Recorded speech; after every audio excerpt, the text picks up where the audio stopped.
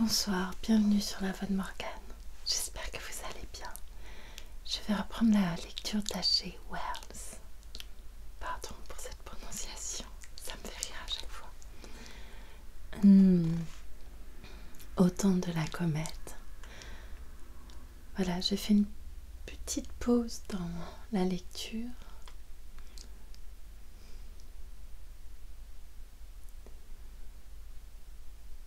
Je ne sais pas, j'avais moins envie de lire, tout simplement, et je ne voulais pas me forcer pour ça. Je reprends tout de suite, je vous dis à tout à l'heure. Je vous remercie beaucoup pour votre écoute. Merci beaucoup.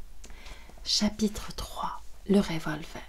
Premièrement, cette comète va entrer en collision avec la Terre, dit un des deux hommes qui pénétrèrent dans le compartiment. Ah, fit l'autre, on prétend qu'elle est composée de gaz, cette comète. Nous n'allons pas sauter, j'espère. Que m'importait à moi? Je pensais à la revanche contre les conditions premières de mon être. Je pensais à Nettie et à son amant. J'étais fermement résolue à ce qu'il ne l'eût pas, et même à les tuer tous deux pour l'en empêcher. Le reste m'était indifférent, pourvu que mon but fût atteint. Toutes mes passions réprimées s'étaient changées en rage. J'eusse accepté les supplices éternels cette nuit-là, si j'avais été certain de ma vengeance. Sans possibilité d'agir, sans situations orageuses, une tourmente de projets violents traversait mon esprit exaspéré. La seule perspective que je pouvais endurer était celle du triomphe inexorable, gigantesque et cruel de mon être humilié. Et Nettie, je l'aimais toujours, mais maintenant avec la jalousie la plus intense, avec la plus âpre et la plus insondable haine qu'inspire l'orgueil blessé et le désir bafoué. Deuxièmement, je descendis d'un bon pas la côte de Clayton Crest, car la menue somme dont je disposais me permettait le voyage par le train jusqu'à 2 Milestone seulement, et il me fallait franchir à pied le reste de la distance. Je me souviens très clairement d'un individu à voix grêle qui haranguait sous un réverbère contre une palissade une maigre foule de ces flâneurs du dimanche soir. C'était un homme de petite taille, chauve, avec la barbe courte et sa couronne de cheveux blonds et frisés. Dans sa prédication quasi démente, il annonçait la fin prochaine du monde. Je crois que c'était la première fois que j'entendais associer l'idée de la fin du monde avec le fait de l'approche de la comète. Le prédicateur ajoutait à ses arguments un extraordinaire galimatia sur la politique internationale et les prophéties du livre de Daniel. Je m'arrêtai un instant pour l'écouter.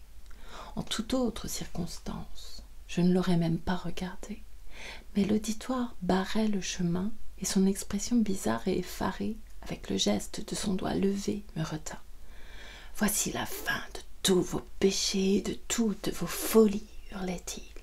Là, voici l'étoile du jugement, les jugements du Très-Haut. L'heure est venue pour tout homme de mourir, pour tout homme de mourir. » Sa voix se changea en un curieux jappement. « Et après la mort, le jugement, le jugement. » Je continuai ma route, me faufilant à travers les assistants, et cette voix étrange et dure me poursuivait. Je repris l'ordre de pensée qui m'avait occupé auparavant. Où je pourrais acheter un revolver et comment j'apprendrais à m'en servir. Probablement, j'aurais tout à fait oublié mon prédicant s'il n'avait fait partie du rêve hideux qui termina le court somme que je fis cette nuit-là. Presque tout le temps, je restais éveillée, songeant à Nettie et à son amant. Ensuite, 3 jours s'écoulèrent, 3 jours extraordinaires qui, maintenant, semblent avoir été consacrés principalement à une seule affaire, et cette affaire dominante était l'achat d'un revolver. Je m'en tenais résolument à l'idée qu'une action d'éclat et de violence me réhabiliterait aux yeux de Nettie, ou bien qu'il me faudrait la tuer. Je ne sortais pas de là. J'avais le sentiment qu'en passant sur cette humiliation, mon dernier grain d'honneur et d'orgueil s'en irait et que, pour le reste de ma vie, je me rendrais indigne du moindre respect, indigne de l'amour d'aucune femme. Entre chacun de mes accès de colère, l'orgueil me maintenait dans ma résolution. Cependant, ce n'était pas chose facile que l'acquisition d'un revolver. J'éprouvais une sorte de timidité en pensant au moment où il me faudrait affronter l'armurier, et je tenais tout spécialement à avoir une histoire toute prête pour le cas où il croirait à propos de s'enquérir de la raison d'un tel achat. J'avais projeté de raconter que je me rendais au Texas et que cette arme pourrait me servir là-bas.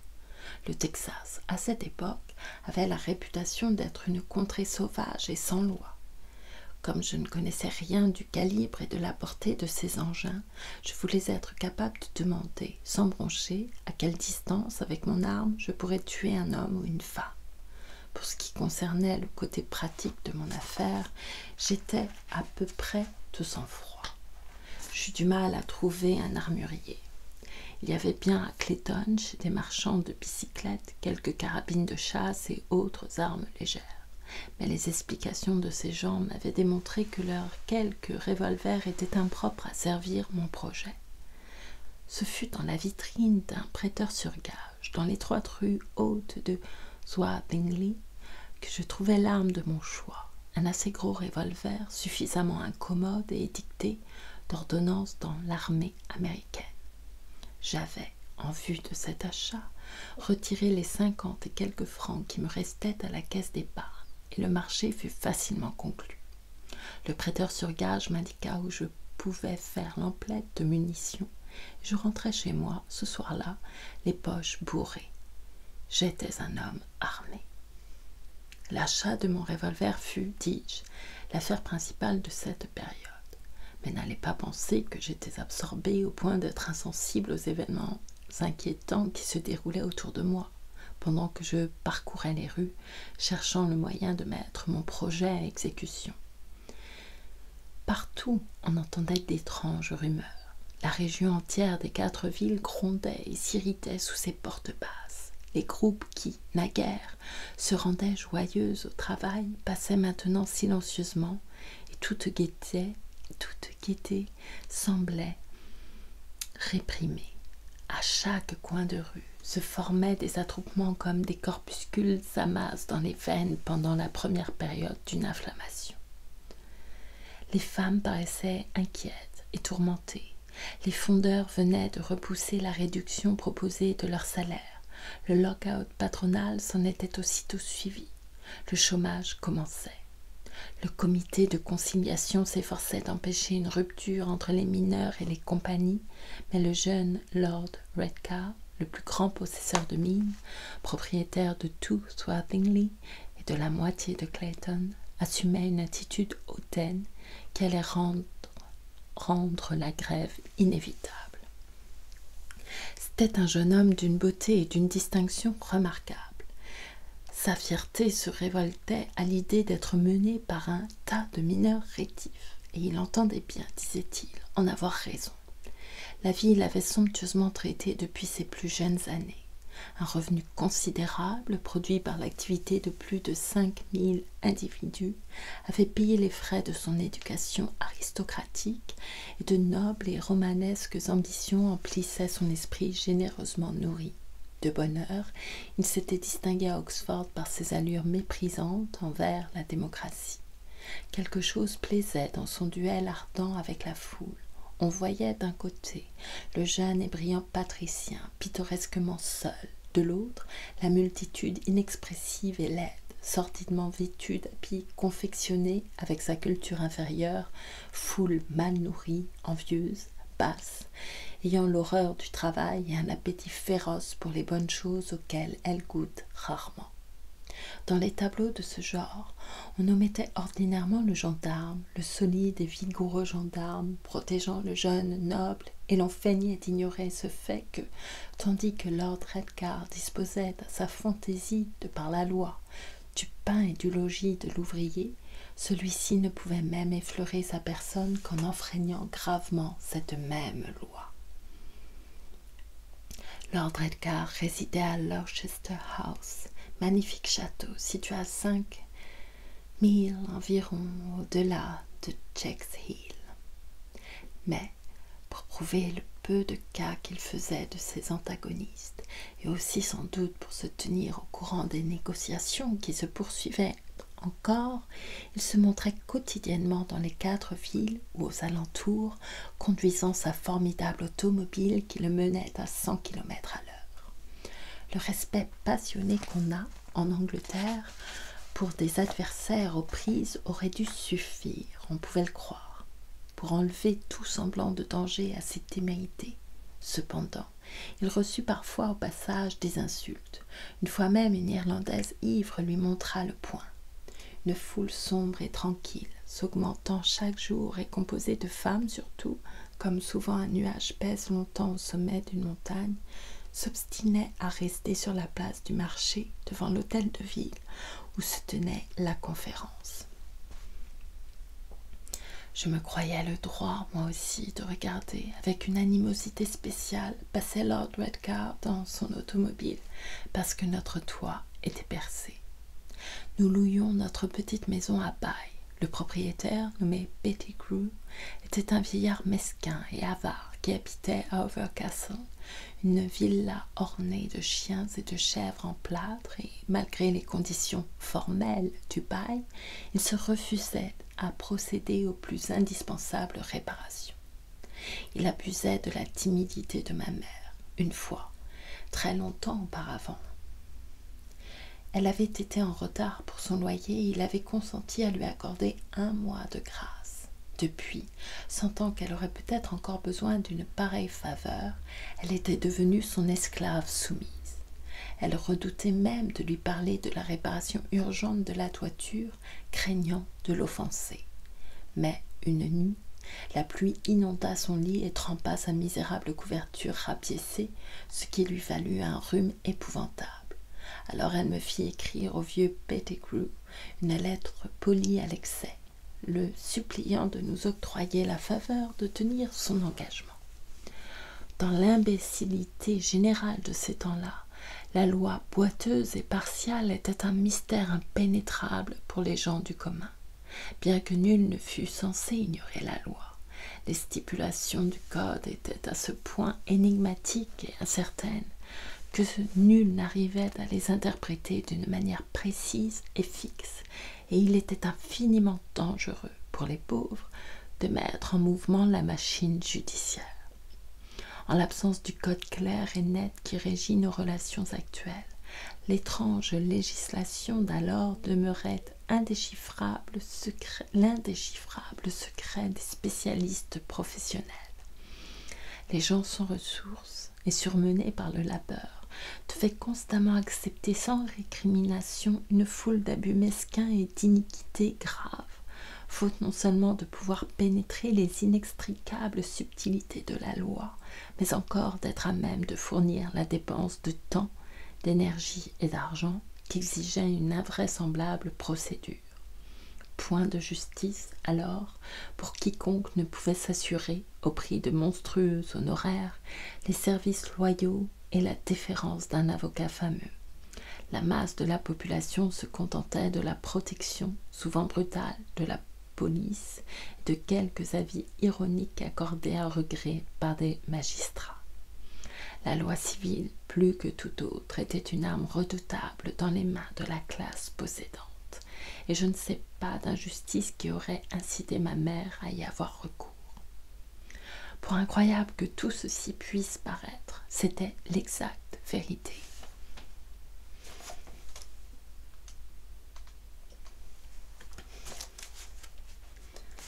Cependant, quand j'appris que le vieux Pettigrew était venu raconter à ma mère une histoire de rhumatisme, qu'il avait inspecté le toit et l'avait déclaré en état satisfaisant, je me laissai aller à un de ces mouvements d'indignation qui m'étaient alors habituels et me décidai à prendre l'affaire en main.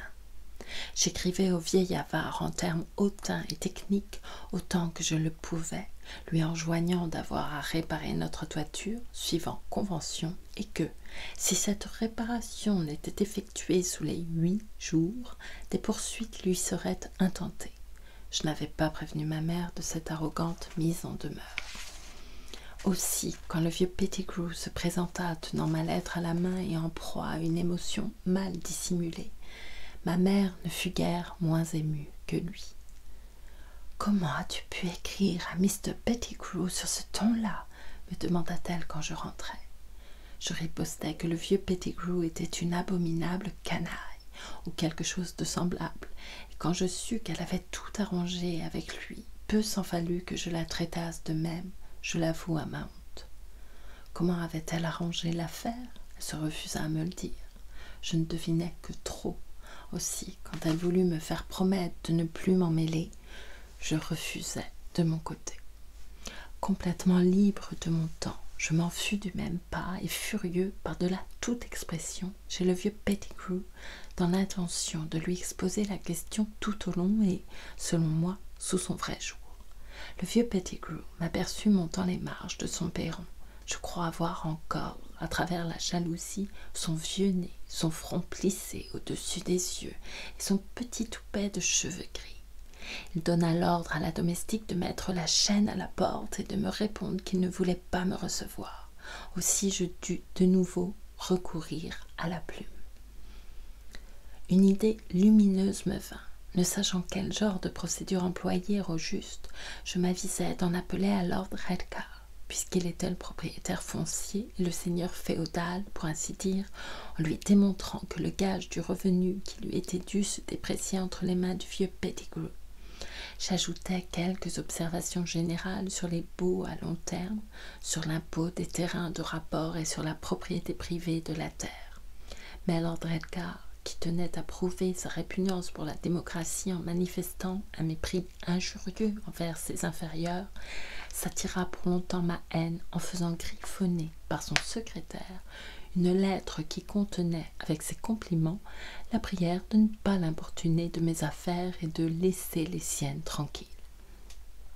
Je ressentis une colère violente et déchirai la lettre en 1000 morceaux que je lançai aux 4 coins de la chambre, ce qui m'obligea à les ramasser un à 4 pattes, afin que ma mère ne s'aperçût pas de cette nouvelle incartade.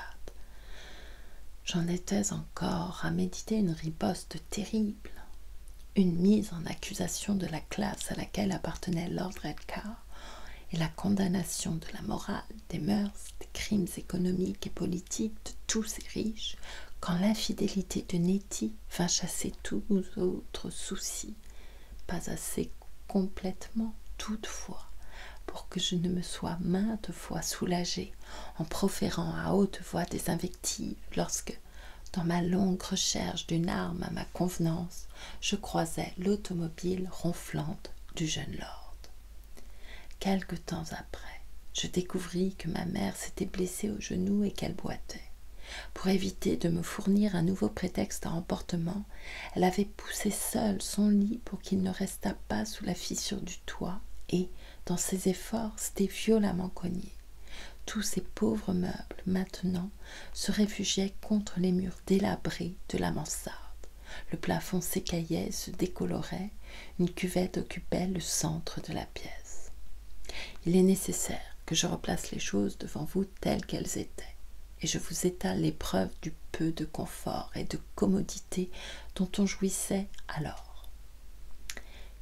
Que je vous indique quel vent de révolte soufflait cet été-là par les rues torrides, l'inquiétude que faisait naître la perspective de la grève, les rumeurs, les indignations, les réunions publiques et les attroupements, les articles combatifs des journaux locaux, la gravité qui croissait sur les figures des agents de police, les piquets de grévistes qui dévisageaient quiconque approchait des forces silencieuses, d'où la fumée ne s'élevait plus.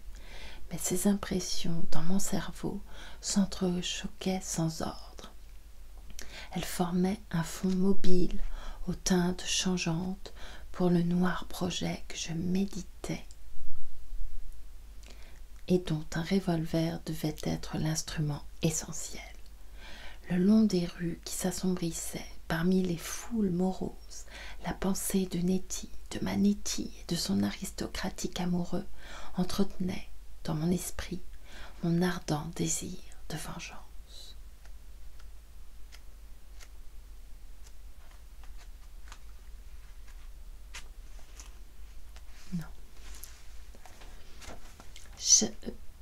Troisièmement, ce fut 3 jours après, c'est-à-dire le mercredi, que se produisit la première des sinistres échauffourées qui finirent par la sanglante affaire de Peacock Grove et la totale inondation des houillères de Swathinglea. De ces troubles, c'était le seul que je devais voir, et ce fut seulement un des conflits préliminaires de la lutte. Les comptes rendus qui ont été publiés varient à l'infini. À les lire, on conçoit l'extraordinaire mépris de la vérité qui a déshonoré la presse d'alors. J'ai dans mon bureau plusieurs des journaux de cette époque. À vrai dire, j'en ai réuni toute une collection, et je viens d'en relire 3 ou 4 de cette date-là pour me rafraîchir la mémoire au moment de relater mes impressions. Ils sont là devant moi, sous la forme d'étranges feuilles effrangées. Le papier bon marché est devenu brun et cassant, et s'est coupé dans les plis. L'encre est effacée ou déteinte, et il me faut un soin extrême pour les manier, pour relire leurs articles fulminants. À les feuilleter ainsi dans le calme, dans ce calme, leur caractère général, leur disposition, leur ton, leurs arguments et leurs exhortations semblent provenir de la collaboration incohérente d'hommes ivres et fous. Ils font l'effet de ces rauques hurlements, de ces clameurs de foule que l'on entend affaiblis à travers un phonographe. C'est seulement le lundi que, casé après les nouvelles de la guerre, parurent quelques dépêches relatant que des choses graves se passaient à Clayton et à Swathinglea. Vers le soir se déroulèrent les événements dont je fus le témoin. Après le déjeuner, désirant m'exercer à tirer le revolver, j'avais gagné à 4 ou 5 milles de distance, par-delà une lande déserte, un petit bois retiré, plein de jacinthes bleues, à mi-chemin de la grande route entre Leith et Stafford. Toute l'après-midi, je m'habituais au maniement de l'arme et, avec une âpre persistance, m'entraînais à perfectionner mon tir. J'avais apporté, pour me servir de cible, un vieux cadre de cerf-volant, garni de papier épais, sur lequel je notais et numérotais chacun des trous percés par mes balles, de façon à m'assurer des progrès que je ferais. À la fin, je constatais avec plaisir qu'à 30 pas, je pouvais, 9 fois sur 10, atteindre une carte à jouer. Au jour tombant, je finis par ne plus distinguer les cercles et le point de mire que j'avais tracé au crayon, et je retournais chez moi par Swathinglea, dans cette humeur chagrine qui souvent accompagne la faim chez l'homme en proie à la révolte. La route que je suivais s'encaissait entre 2 rangées de pauvres habitations ouvrières, entassées les unes sur les autres. À partir du réverbère et de la boîte aux lettres qui marquait le point de départ du tramway à vapeur, elle s'arrogeait le titre de grande rue de Swathinglea. Jusqu'à cet endroit, la route sale, dans une atmosphère étouffante, avait été d'un rare calme et d'un vide inaccoutumé. Mais après le coin où se groupaient les cabarets, elle devenait très animée et populeuse. Tout était encore paisible. Les enfants eux-mêmes restaient tranquilles, mais on voyait de nombreux groupes qui semblaient tous regarder dans la direction des grilles qui fermaient l'entrée du puits de mine dénommé Bantock Burden. Des piquets de grévistes surveillaient les approches, bien que les mineurs n'eussent pas encore officiellement quitté le travail et que les conférences entre patrons et ouvriers se poursuivissent à l'hôtel de ville de Clayton. Mais un des ouvriers employés à la mine de Bantock Burden, Jack Briscoe, un socialiste, s'était fait remarquer par une lettre violente publiée dans le principal journal socialiste anglais, le Clairon, lettre dans laquelle il osait critiquer l'attitude de Lord Redcar.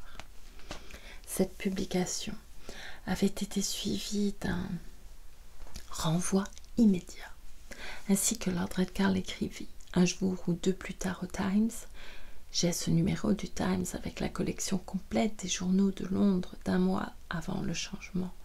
L'homme fut payé et mis à la porte. Tout patron qui se respecte doit faire de même. Le renvoi avait eu lieu la veille, et les ouvriers, dans cette conjoncture qui était après tout embarrassante et bien discutable, ne surent pas tout de suite adopter une ligne de conduite précise. Presque aussitôt, les mineurs des houillères de Lord Redcar, au-delà du canal qui dévie Swathinglea, se mirent en grève sans avertissement préalable, commettant ainsi, par cette brusque cessation du travail, une rupture de contrat. Mais, dans ces sortes de conflits, les ouvriers de ces temps-là se plaçaient constamment en fâcheuse posture à cause de cet irrésistible désir, si naturel aux esprits sans éducation, d'agir avec une promptitude dramatique. Pourtant, tous les ouvriers n'étaient pas sortis du puits de Bantock Burden. La mésintelligence régnait, ou l'indécision pour le moins. La mine continuait à fonctionner, on y travaillait encore, et le bruit courait que Lord Redcar, prévoyant la grève, avait fait venir de Durham des équipes qui étaient déjà descendues dans le puits. Mais il est absolument impossible de démêler avec certitude ce qui se passa alors. Les journaux affirment bien des choses, mais rien qui soit digne de confiance. Je crois que j'eusse assisté fort placidement, comme somme toute, à cette crise stagnante du drame industriel si, en même temps que j'y pénétrais moi-même, Lord Redcar n'était apparu sur la scène et n'en eût incontinent troublé la sérénité. Il avait déclaré que si les ouvriers voulaient la lutte, il était prêt à leur livrer la plus belle bataille qu'ils eussent jamais rêvée.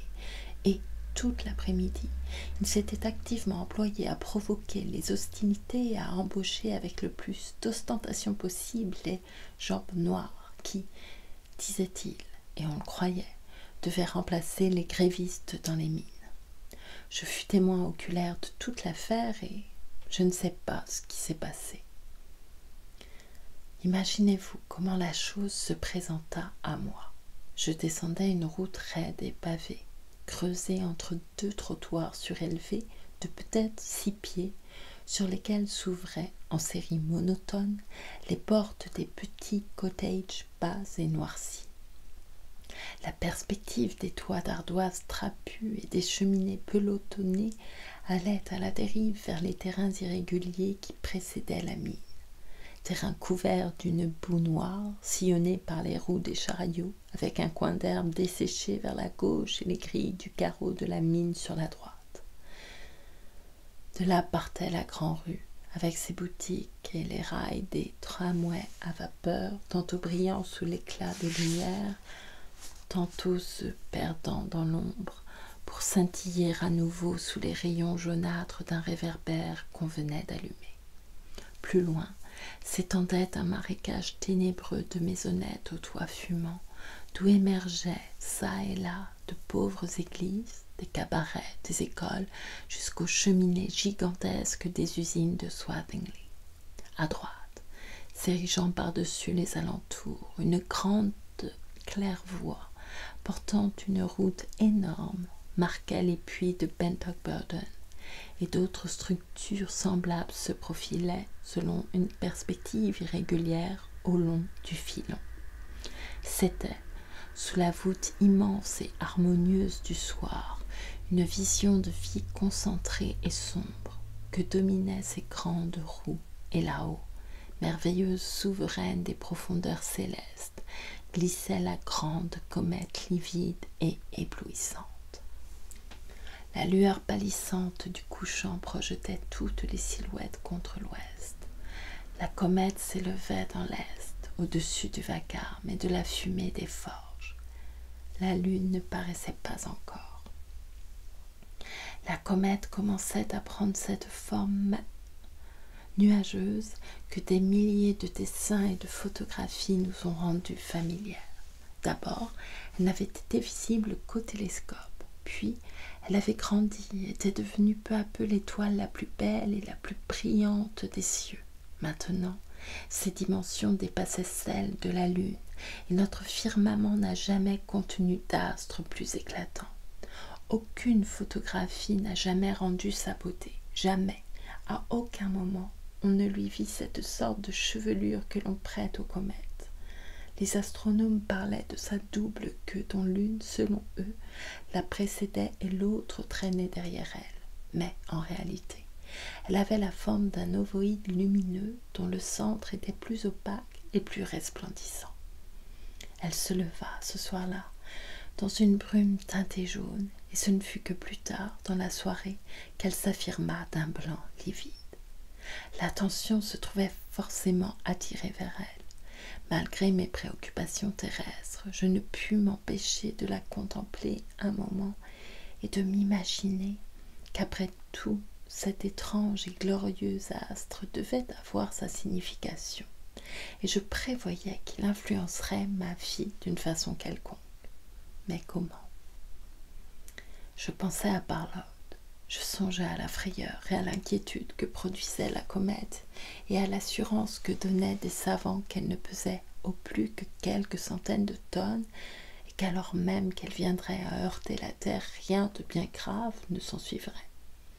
Quoi qu'on prétende, me dis-je enfin, quelle influence réelle les astres ont-ils jamais eue sur les choses humaines et terrestres? Mais, à mesure qu'on descendait la côte, à travers la masse plus dense des maisons, au milieu des groupes de gens, la situation critique faisait oublier la comète. Préoccupé de moi-même, de mes noirs projets concernant Nettie et mon honneur, je me faufilais au travers de cette foule compacte, réunie là, on ne sait pourquoi, lorsque soudain, toute la scène se changea en drame. Un irrésistible magnétisme, qui s'empara de moi aussi, comme les flots attrapent un brin de paille, attira l'attention de tous vers la rue haute. Tout à coup, la foule fit entendre un mugissement uniforme. Ce n'était pas un mot, mais un son où se mêlaient la menace et la protestation, quelque chose comme des « ah » et des « oh » prolongés qui s'enflaient avec une rauque intensité. Tout soufflait la trompe de Lord Edgar en ridicule répartie. Tout. On entendait le tout bourdonner et halter, tandis que la foule le forçait de ralentir à la descente. Tout.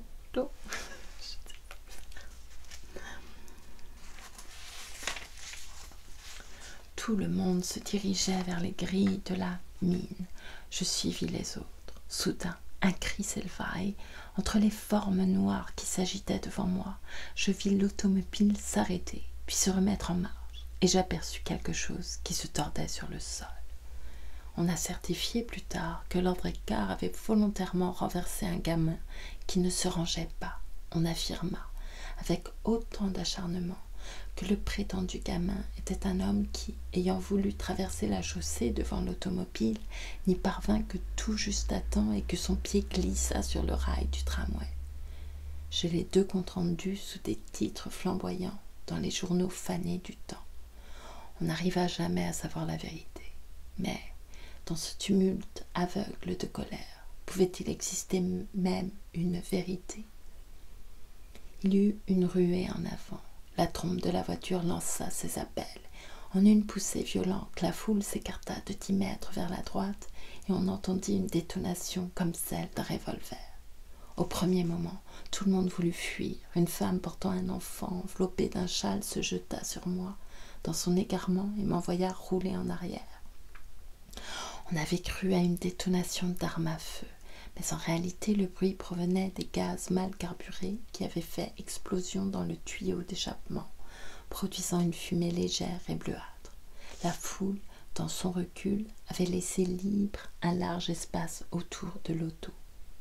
L'homme ou le gamin était resté seul à terre, bras et jambes étendus. La voiture était arrêtée, et 6 ou 7 formes noires l'entouraient et s'y cramponnaient comme pour l'empêcher de repartir. L'une d'elles, Mitchell, un meneur bien connu, discutait sur un ton bas mais enflammé avec Lord Edgar. J'étais trop loin pour entendre ce qu'il se disait. Derrière moi, Les grilles du puits s'ouvraient, et de cette direction allait peut-être venir du secours pour l'automobile. Entre la voiture et la grille s'étendait environ 50 mètres d'espace libre, tout boueux, et les roues et la tête du puits s'élevaient noires contre le ciel. J'étais là, avec plusieurs autres qui, rangés en demi-cercle, regardaient, sans avoir encore pris parti dans la discussion. Il était naturel, je suppose, que ma main serrât mon revolver dans ma poche. Je m'avançai avec les plus vagues intentions, bousculé par quelques hommes qui me dépassaient, dans leur hâte de grossir le groupe entourant la voiture. Lord Redcar, dans sa pelisse de fourrure, dominait l'attroupement. Ses gestes étaient menaçants et sa voix tonnait. Il faisait grand effet, je dois l'avouer, ce superbe jeune homme avec sa tête énergique et le bout de timbre de sa voix, prenant d'instinct l'attitude impressionnante. Mes yeux ne le quittaient pas. Il était comme le symbole triomphant des privilèges aristocratiques, de tout ce qui remplissait mon âme de haine et de ressentiment. Le chauffeur, ramassé sur son siège, épiait la foule par-dessous le bras de son maître. Mais Mitchell, lui aussi, apparaissait en puissant relief, et sa voix était ferme et vibrante. « Vous avez renversé ce gamin, » répétait inlassablement l'ouvrier. « Vous ne partirez pas sans qu'on sache s'il est blessé. »« Je partirai ou je resterai, si ça me plaît, » répondait Redcar. Puis s'adressant au chauffeur, « Descendez, vous, et allez-y voir. »« Vous ferez mieux de ne pas bouger, » dit Mitchell.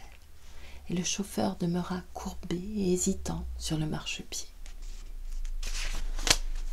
L'homme assis à l'arrière de la voiture se dressa et, se penchant, murmura quelque chose à Redcar. Je le remarquai pour la première fois. C'était le jeune Farewell. Sa belle figure se dessinait clairement à la lueur verte de la comète. Je cessais d'entendre la suite de la querelle qui s'envenimait entre Lord Redcar et Mitchell. Ils étaient rejetés à l'arrière-plan de mon esprit par ce nouvel incident. Le jeune Verrill était là.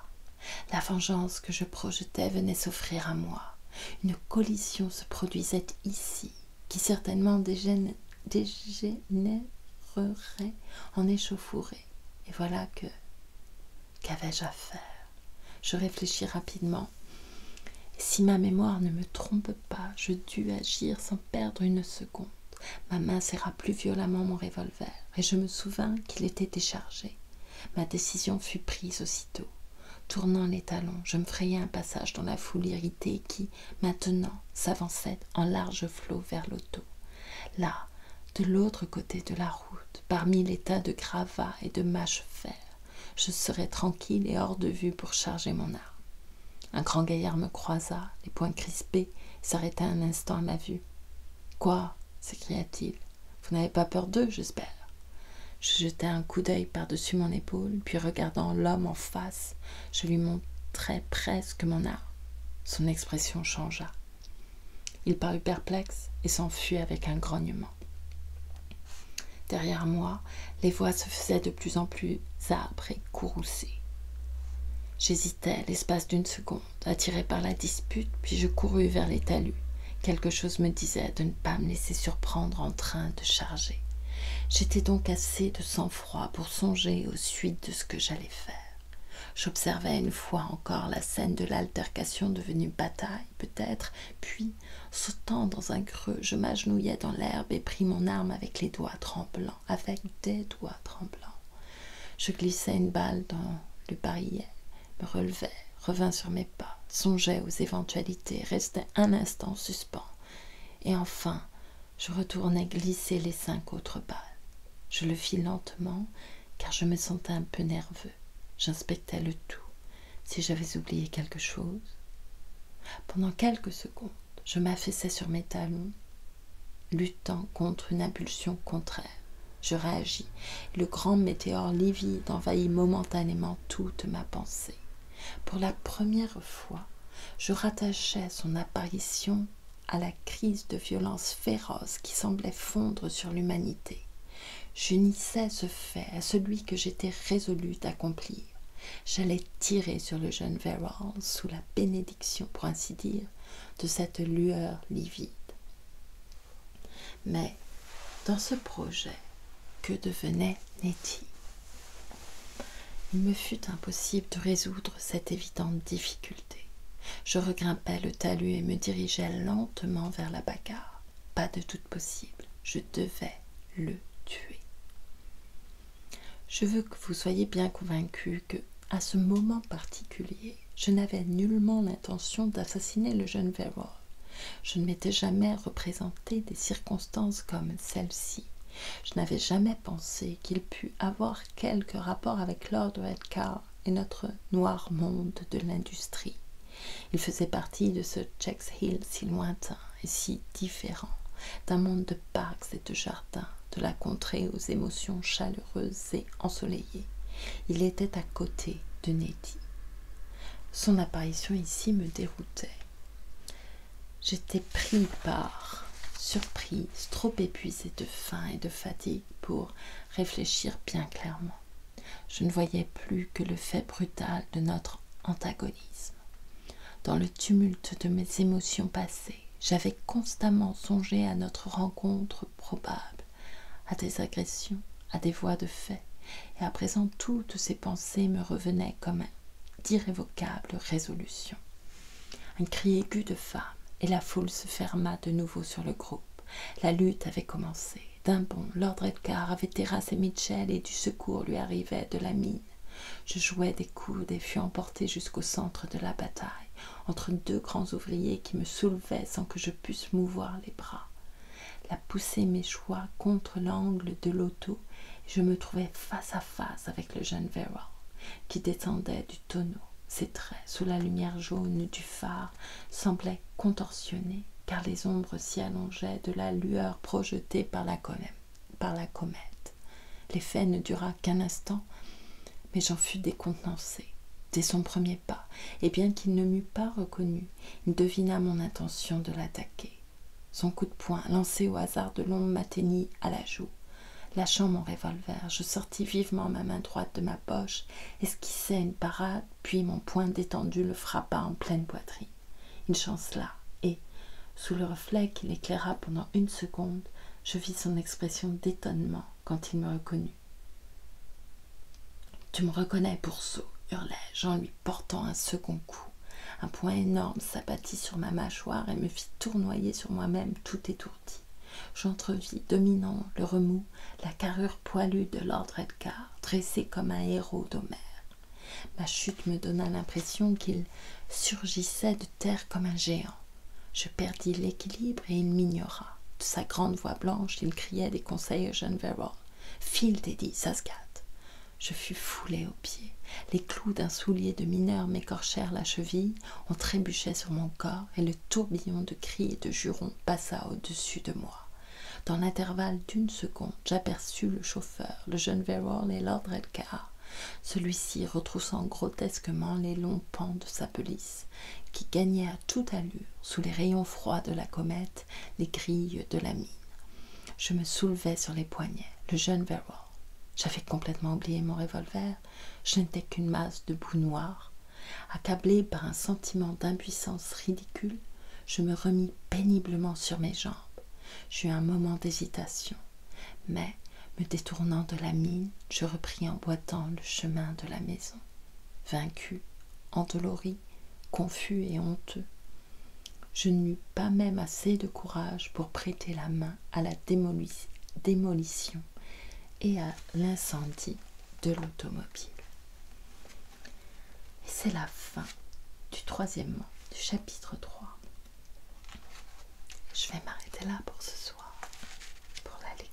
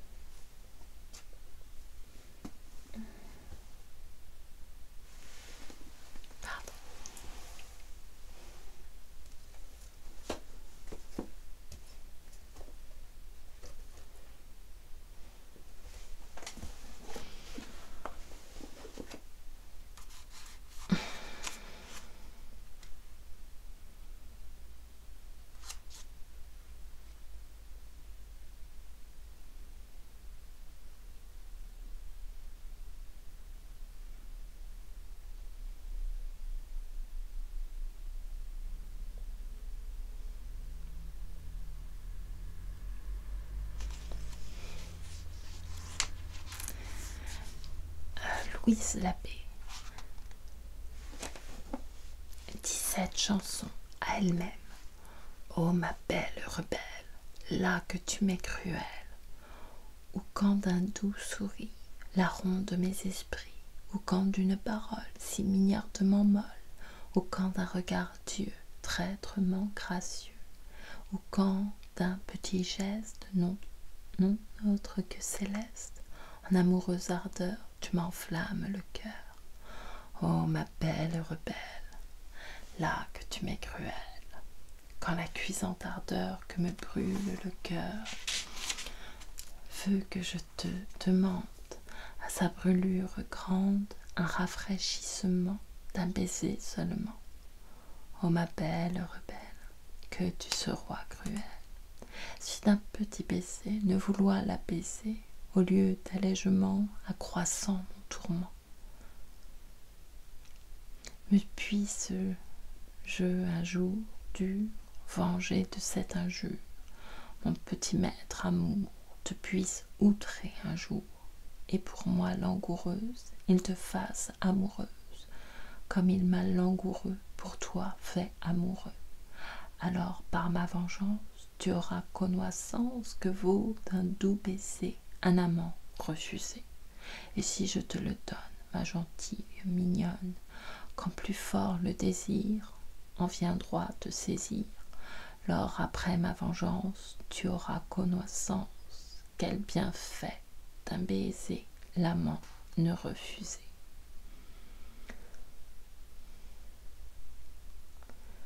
Cette chanson de Jean-Antoine de Baïf est reprise dans Les Amours de Francine, où elle compte 48 vers et des variantes nombreuses. Hommage à Louise Labbé.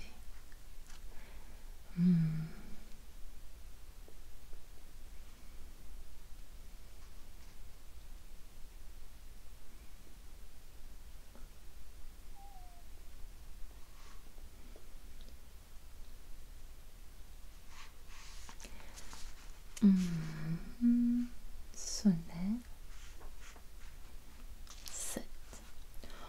On voit mourir toute chose animée, lors que du corps l'âme subtile part. Je suis le corps, toi la meilleure part. Où es-tu donc, ô âme bien-aimée?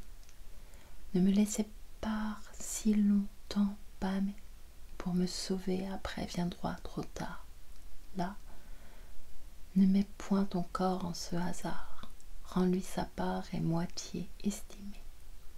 Mais fais, ami, que ne soit dangereuse cette rencontre et revue amoureuse, l'accompagnant non de sévérité, non de rigueur, mais de grâce amiable, qui doucement me rende ta beauté, jadis cruelle, à présent favorable.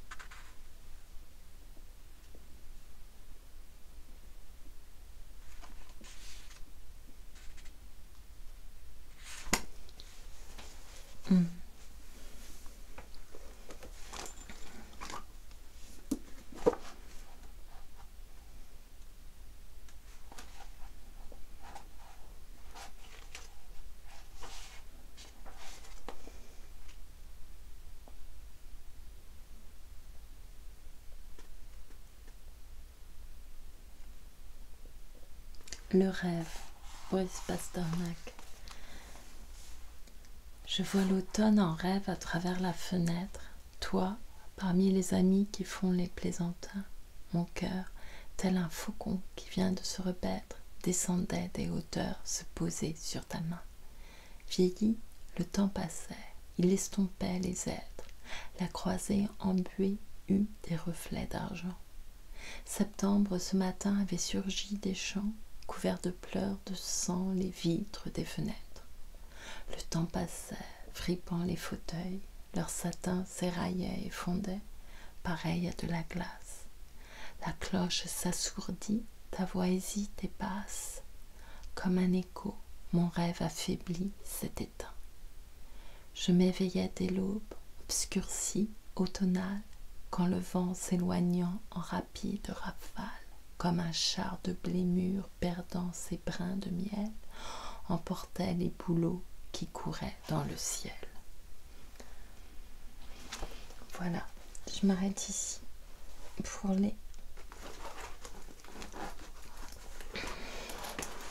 les poèmes et une petite chanson. J'ai froid, pardon, j'ai froid.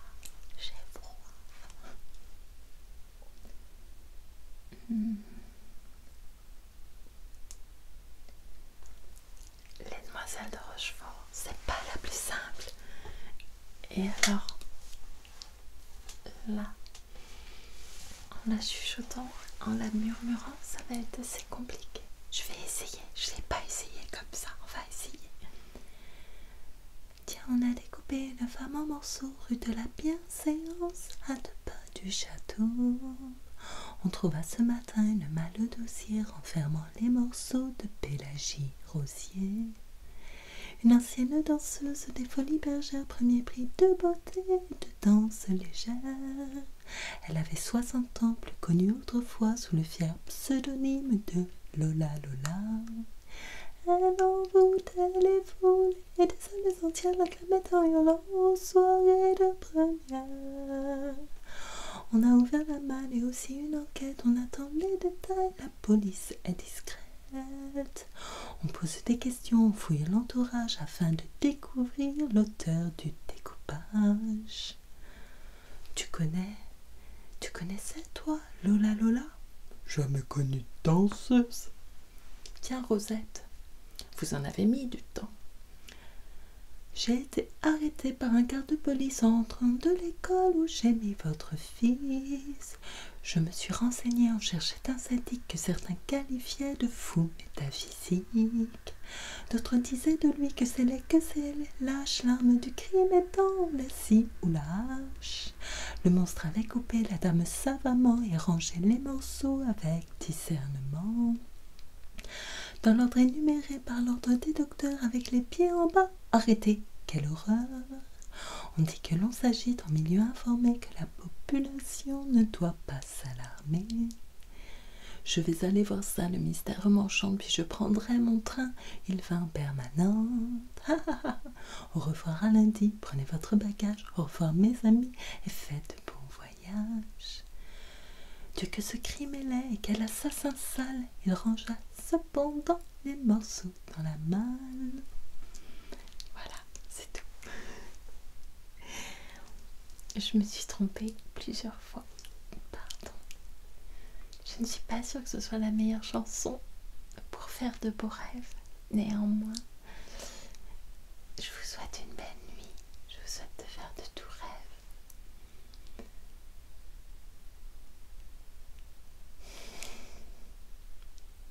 Je vous souhaite de ne jamais tomber dans la jalousie ou de ne plus jamais tomber dans la jalousie une fois que vous l'avez connue.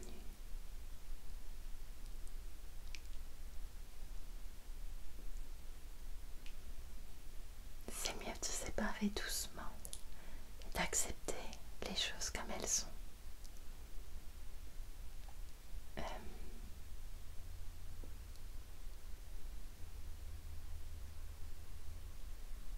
Je pense en tout cas, c'est mieux de toujours donner de l'amour dans ces situations. Voilà.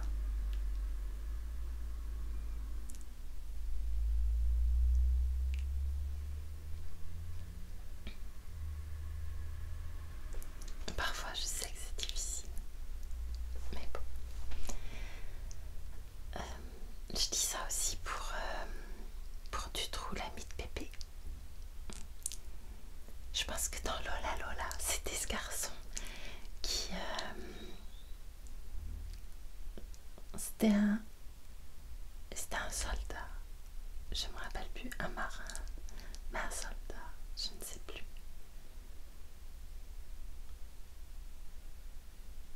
je crois qu'il était amoureux de Lola.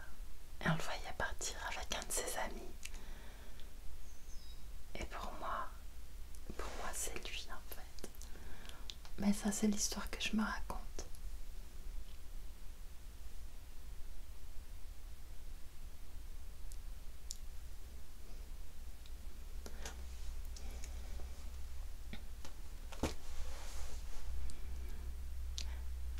Je voulais parler d'une autre chose concernant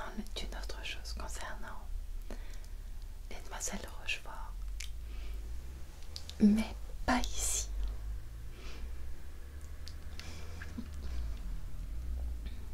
Il y a quelqu'un qui est la clé, qui aurait pu arranger tous les mystères, enfin au moins deux.